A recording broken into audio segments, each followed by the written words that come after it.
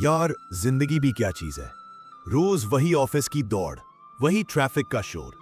कभी कभी मन करता है ना, सब कुछ छोड़कर कहीं निकल जाए, किसी ऐसी जगह जहां शांति हो, सुकून हो और साथ में हो अपने जिगरी दोस्त। याद है हमने कितनी बार प्लान बनाया था कि कहीं दूर चलेंगे, तो बस इस बार प्लान कैंसिल नहीं हुआ। मैंने अपने इन शैतानों की टोली को पैक किया और हम निकल पड़े एक ऐसे सफर पर जो सिर्फ एक ट्रिप नहीं बल्कि एक एहसास बनने वाला था। हम जा रहे थे दक्षिण के कैलाश, भगवान शिव के 12 ज्योतिर्लिंगों में से एक श्री मल्लिकार्जुन के धाम श्रीशैलम। हमारा सफर शुरू हुआ अपनी कला नगरी वडोदरा से। हमने पकड़ी सिकंदराबाद हैदराबाद के लिए एक आरामदायक ट्रेन। दोस्तों के साथ ट्रेन का सफर मतलब फुल टू धमाल। वो देर रात की बातें, वो चाय की चुस्कियां और खिड़की से गुजरते गांव। करीब 20-22 घंटे का ये सफर कब बीत गया पता ही नहीं चला। हैदराबाद पहुंचने के बाद श्रीशैलम के लिए आपको यहां से बसें और टैक्सी आसानी से मिल जाएंगी। हमने वहां से ESRTC की सरकारी बस चुनी क्योंकि असली मजा तो लोगों के बीच ही है। यहां से श्रीशैलम करीब 215 किलोमीटर है और यकीन मानिए ये रास्ता ही अपनी मंजिल है। जैसे ही हमारी बस ने घाट रोड पर चढ़ना शुरू किया, हवा ही बदल गई। शहरों का शोर कहीं पीछे छूट चुका था।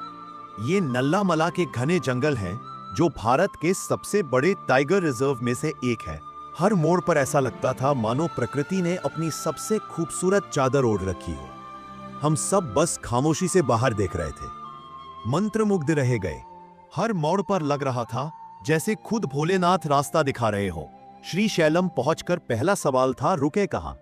तो दोस्तों, फिक्र की कोई बात नहीं, यहां हर बजट के लिए व्यवस्था है। तेलंगाना टूरिज्म के होटल है, मंदिर ट्रस्ट के गेस्ट हाउस है जो बहुत किफायती है, और कई प्राइवेट होटल भी है। हमने पहले से ही ऑनलाइन मंदिर ट्रस्ट का एक गेस्ट हाउस पातालेश्वर सदन श्रीशैलम बुक कर लिया था। कमरे साफ सुथरे और मंदिर के बिल्कुल पास। अगली सुबह हम 4 बजे उठे और उस दिव्य दर्शन के लिए निकल पड़े जिसके लिए हमने इतना लंबा सफर तय किया था। हवा में ओम नमः शिवाय की गूंज थी और फिर हमने उसे देखा, भगवान मल्लिकार्जुन का वो स्वर्ण शिखर वाला मंदिर। ये बहुत पावन धरती है जहां शिव और शक्ति, मल्लिकार्जुन और ब्रह्मरांबा देवी के रूप में एक साथ विराजमान है। जब आप गर्भगृह में उस ज्योतिर्लिंग के सामने खड़े होते हैं, यकीन मानिए दुनिया की सारी थकान, सारी चिंताएं एक पल में गायब हो जाती है। आप यहां स्पर्श दर्शन भी कर सकते हैं जो एक अविस्मरणीय अनुभव है। स्पर्श दर्शन के लिए आपको ऑनलाइन बुकिंग करना होगा, और अगर आप स्पर्श दर्शन करने जा रहे हो तो आपको धोती कुर्ता या कुर्ता पैजामा पहनना होगा। अगर आपके साथ कोई लेडीज है तो उनको साड़ी पहननी होगी। कृपया इस बात का खास ध्यान रखें।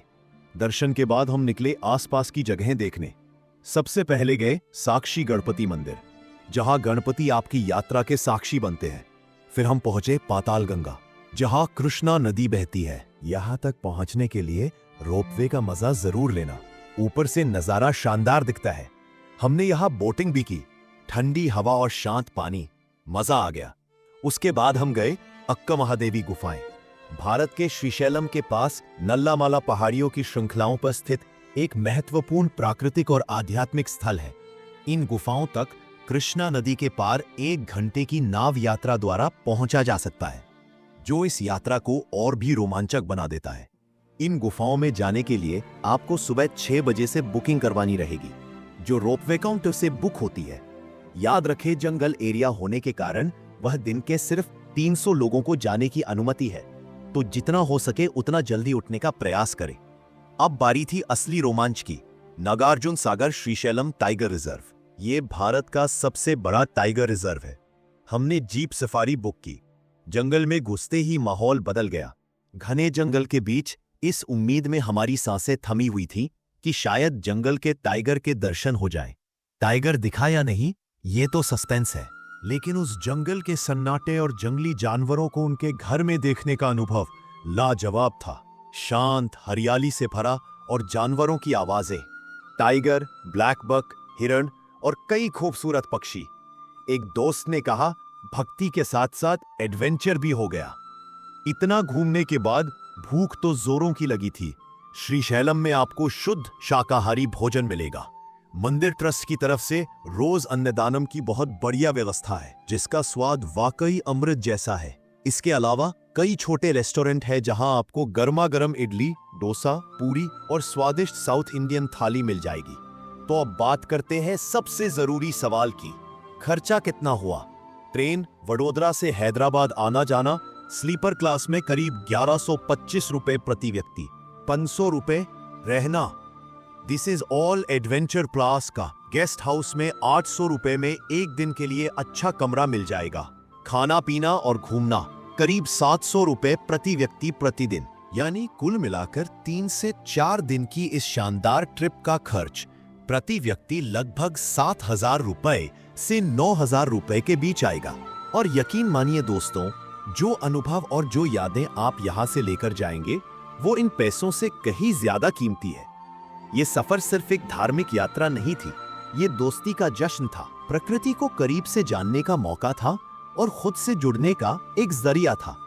मल्लिकार्जुन की पहाड़ियों से जब हम वापस लौट रहे थे तो हम सिर्फ यादें नहीं बल्कि एक नई ऊर्जा और शांति साथ लेकर आ रहे थे। तो अगली बार जब आपका दिल कहीं भाग जाने को करे तो श्रीशैलम का प्लान जरूर बनाना। और हाँ, अपने दोस्तों को ले जाना मत भूलना, क्योंकि कुछ सफर दोस्तों के साथ ही पूरे होते हैं।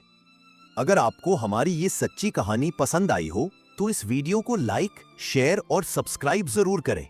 कमेंट में बताओ आप अगली यात्रा किस ज्योतिर्लिंग की करना चाहते हो। हर हर महादेव। फिर मिलते हैं एक और पवित्र यात्रा के साथ।